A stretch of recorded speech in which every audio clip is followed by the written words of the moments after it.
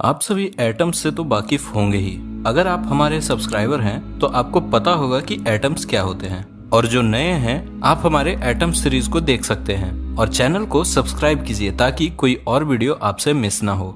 हमने अपने atoms series में एटम्स के क्रिएशन के बारे में बात किया था, परंतु हम उसके डेप्थ में नहीं गए थे। हम लोग जनरली एटम्स कैसे क्रिएट हुआ था सिर्फ वही डिस्कस किए थे। तो ये एटम सीरीज का 6th पार्ट है। जैसा कि आप जानते हैं एटम्स 118 तरह के होते हैं। ये सारे कैसे अस्तित्व में आए आप लोग शायद नहीं जानते होंगे। तो आइए बिना किसी देरी के चलिए चलते हैं आज की वीडियो की ओर। तो हेलो दोस्तों, मैं हूं शिशिर राज और आप देख रहे हैं ब्यूटीफुल कॉन्सेप्ट।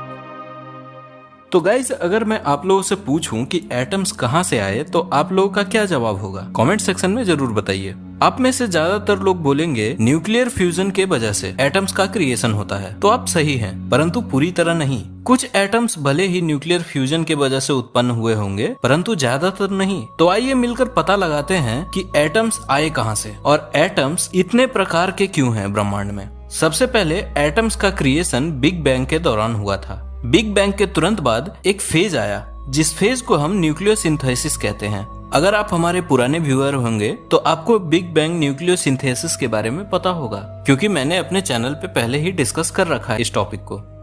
तो शुरुआत में बिग बैंग के बाद और एटम्स के फॉर्म होने से पहले यूनिवर्स इतना गर्म था मानो हमारा सूरज का कोर हो। आप जानते हैं हमारे सूरज का कोर कितना गर्म होता है। तो उस वक्त इतनी एनर्जी होने के कारण फ्यूजन रिएक्शन होना शुरू हुआ, परंतु उस दौरान सिर्फ 3 प्रकार के एटम्स बन पाए, हाइड्रोजन, हीलियम और लिथियम। क्या आप जानते हैं कि जब न्यूक्लियोसिंथेसिस खत्म हुआ तो हमारे यूनिवर्स में कुल 75% हाइड्रोजन था और 25% हीलियम। और फिर स्टार्स बने, गैलेक्सीज बने, ब्लैक होल्स बने, नए नए तारों का जन्म हुआ, अलग अलग तरह के एटम्स का फॉर्मेशन किया। कुछ स्टार्स इतने बड़े हो गए कि सुपरनोवा जैसे एक्सप्लोजन को जन्म दिया। परंतु क्या आपको पता है कि बिग बैंग न्यूक्लियोसिंथेसिस के बाद से अभी तक कितना मैटर ट्रांसफॉर्म हुआ है? सिर्फ 2%। जी हाँ, उस समय 75% हाइड्रोजन था इस यूनिवर्स में और अभी 70% हाइड्रोजन है और 28% हीलियम है, जो कि न्यूक्लियोसिंथेसिस के वक्त 25% था। यानी कि हाइड्रोजन 5% कम हुआ और हीलियम 3% ज्यादा हुआ और बाकी सारे कार्बन, ऑक्सीजन, नाइट्रोजन सब मिलकर 2%। आप इसी बात से अंदाजा लगा सकते हैं कि यूनिवर्स कितना नया है और कितना विशाल है। लोग कहते हैं ना, दुनिया के सामने हम धूल के बराबर हैं। अगर हम इस डाटा को ध्यान से देखें तो हम वाकई धूल के बराबर हैं। तो वापस टॉपिक पे आते हैं। आप जानते हैं कि हाइड्रोजन सिर्फ प्रोटॉन का बना होता है और हीलियम बनने के लिए प्रोटॉन के साथ साथ न्यूट्रॉन की भी जरूरत पड़ती है। अब जब 2 एटम्स फ्यूज करते हैं तो उस न्यूक्लियस के अंदर से एक प्रोटॉन न्यूट्रॉन में कन्वर्ट हो जाता है। इस प्रकार हमें हीलियम मिलता है। बात रहा लिथियम का, तो ये बिग बैंग के न्यूक्लियोसिंथेसिस के दौरान बना था, परंतु ना के बराबर। दरअसल लिथियम के साथ एक प्रॉब्लम है, उसके बारे में हम आगे बात करेंगे। तो इतना सबको क्लियर हो गया होगा कि बिग बैंग न्यूक्लियोसिंथेसिस के वक्त सिर्फ हाइड्रोजन और हीलियम का फॉर्मेशन हुआ था, जिसमें कि लिथियम इग्नोरेबल है और हाइड्रोजन एकलौता ऐसा एटम है जो सिर्फ न्यूक्लियोसिंथेसिस के वक्त क्रिएट हुआ। उसके बाद कभी भी नहीं, आज तक वही हाइड्रोजन चल रहा है। तो सवाल है कि बिग बैंग के दौरान सिर्फ 2 तरह के एटम्स बने, तो बाकी के एटम्स कहां से आए? तो अगला जो प्रक्रिया है एटम्स को बनने की, वह है स्टेलर न्यूक्लियोसिंथेसिस। पहला तो आपने बिग बैंग न्यूक्लियोसिंथेसिस के बारे में सुना, दूसरा है स्टेलर न्यूक्लियोसिंथेसिस। जैसे बिग बैंग न्यूक्लियोसिंथेसिस के दौरान बिग बैंग के एनर्जी के वजह से एटम्स का फॉर्मेशन हुआ, स्टेलर न्यूक्लियोसिंथेसिस के दौरान सूरज के अंदर हो रहे फ्यूजन के वजह से एटम्स का क्रिएशन होता है। अब चूंकि आप जानते हैं सारे स्टार्स अलग अलग मास और केमिकल कॉम्पोजिशन का होता है, तो इसीलिए सबका स्पेशियलिटी और कैपेसिटी भी अलग अलग होता है। लगभग सारे स्टार्स हीलियम, कार्बन और ऑक्सीजन क्रिएट करते हैं और जो मीडियम और ज्यादातर मैसिव स्टार्स होता है वह इन सभी तरह के एटम्स को क्रिएट करते हैं और जो हाई मैसिव स्टार होते हैं वो बाकी के इन एटम्स को क्रिएट करते हैं। परंतु आप देख पा रहे होंगे पीरियोडिक टेबल अभी भी बहुत ज्यादा खाली है। तो बाकी के एटम्स कहां से आए? तो आइए अभी जान लेते हैं कि बाकी के एटम्स कहां से आए। आप लोगों ने ये सब जरूर सुना होगा, सुपरनोवा एक्सप्लोजन। जी हाँ, सुपरनोवा एक्सप्लोजन को यूनिवर्स का सबसे पावरफुल एक्सप्लोजन माना जाता है और ये तब होता है जब हमारे स्टार से 8 गुना मैसिव स्टार या उससे भी ज्यादा मैसिव स्टार बुढ़ा होता है। तो ये एकाएक उस स्टार में एक्सप्लोजन होता है और चंद मिनटों में ये एक नेबुला में बदल जाता है। जी हाँ, ये बहुत तेज होता है और सुपरनोवा एक्सप्लोजन होने के कुछ मिलीसेकंड में ही बहुत सारे एटम्स क्रिएट हो जाते हैं, जो कि हैवियर एटम्स हैं, जो कि एक नॉर्मल स्टार में फॉर्म नहीं हो सकते।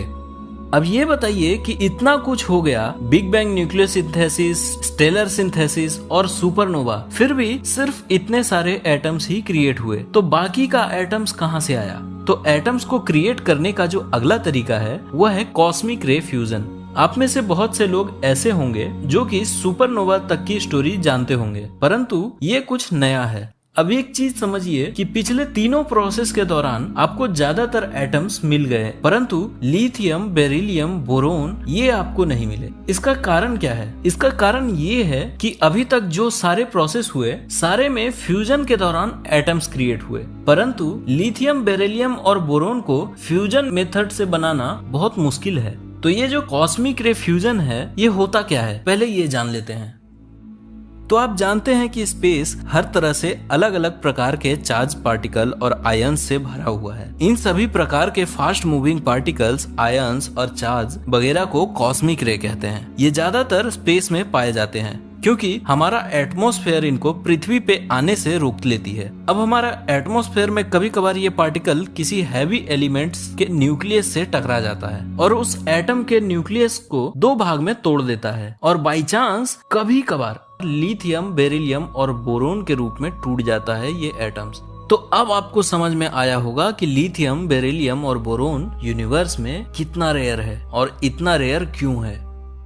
चूंकि हम 2 एटम्स के न्यूक्लियस के जुड़ने को फ्यूजन कहते हैं, इसीलिए इस इवेंट को भी हम कॉस्मिक रे फ्यूजन कहते हैं। तो ये तो था लिथियम, बेरिलियम और बोरोन के क्रिएशन का मिस्ट्री, परंतु पीरियोडिक टेबल में अभी भी बहुत सारे एलिमेंट्स हैं, वो कहां से आए? आइए चलते हैं, जल्दी से ये भी जान लेते हैं। तो एटम्स के फॉर्मेशन का अगला प्रक्रिया है गाइस, वो है न्यूट्रॉन कैप्चर। तो गाइस, फ्यूजन के दौरान 2 प्रोटॉन्स को न्यूक्लियस में बांधना एक मुश्किल काम है और इसके लिए बहुत सारी एनर्जी लगती है, परंतु एक न्यूक्लियस में एक न्यूट्रॉन आसानी से घुस सकता है क्योंकि न्यूट्रॉन न्यूट्रल होता है, उसके पास कोई चार्ज नहीं होता है, उसके वजह से उसे कोई भी रिपेल नहीं करता। और जब ये न्यूट्रॉन न्यूक्लियस में घुसता है तो कुछ न्यूट्रॉन डीके होकर प्रोटॉन में बदल जाते हैं और एटॉमिक मास और चार्ज दोनों इंक्रीज हो जाता है और वह एटम एक नए एटम में कन्वर्ट हो जाता है। तो बात रहा आखिर ये न्यूट्रॉन आते कहां से हैं? तो ये न्यूट्रॉन्स हमें मिलते हैं जब 2 न्यूट्रॉन स्टार आपस में कोलाइड करता है। जब 2 न्यूट्रॉन स्टार आपस में कोलाइड करता है तो एक एक्सप्लोजन होता है जिसके वजह से चारों ओर न्यूट्रॉन्स फैल जाते हैं और आसपास के स्टार्स जब उन न्यूट्रॉन्स को कैप्चर करता है तो और ज्यादा हैवियर एलिमेंट्स का फॉर्मेशन होता है और ये रहे वो एलिमेंट्स जो इस प्रोसेस के दौरान क्रिएट होते हैं। और ये जो बाकी के बचे एलिमेंट्स हैं ये नेचुरली नहीं पाए जाते हैं, इन्हें हम लैब्स में क्रिएट करते हैं जो कि काफी रेडियो एक्टिव होता है और इनका लाइफ स्पैन भी बहुत कम होता है। तो ये थी स्टोरी गाइज एटम्स के क्रिएशन की। इस यूनिवर्स में एटम्स का क्रिएशन कैसे हुआ इसके बारे में हम लोगों ने जाना। किन किन अलग अलग प्रक्रियाओं से गुजरने के बाद एक हाइड्रोजन इतने सारे एटम्स को वजूद में लाता है। इस यूनिवर्स में एक से एक मशीनें हैं जो कि इन एटम्स को मैन्युफैक्चर करती है और हम इतने उन्नत हो गए हैं कि हम भी कुछ एटम्स को मैन्युफैक्चर कर पा रहे हैं। तो अगर वीडियो अच्छा लगा हो गाइस तो लाइक कर दो, चैनल को सब्सक्राइब कर लो और बेल आइकन जरूर दबाओ ताकि इस तरह के कंटेंट को आप मिस ना कर सको। धन्यवाद।